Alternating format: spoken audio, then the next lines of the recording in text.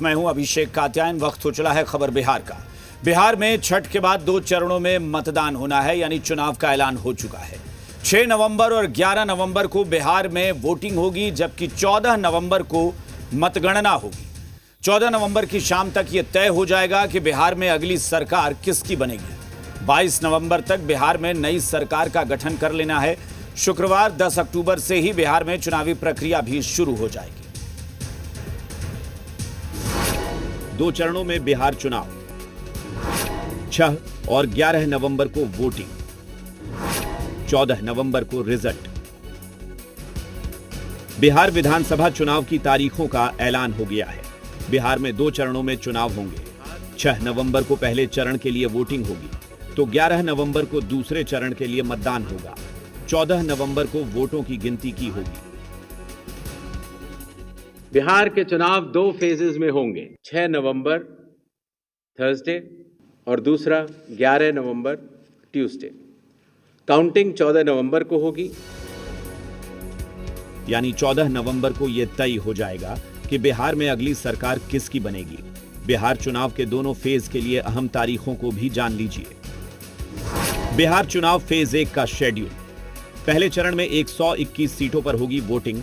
Notification की तारीख 10 अक्टूबर। नामांकन की आखिरी तारीख 17 अक्टूबर। नामांकन जांच की आखिरी तारीख 18 अक्टूबर। नामांकन वापस लेने की आखिरी तारीख 20 अक्टूबर। 6 नवंबर को वोटिंग।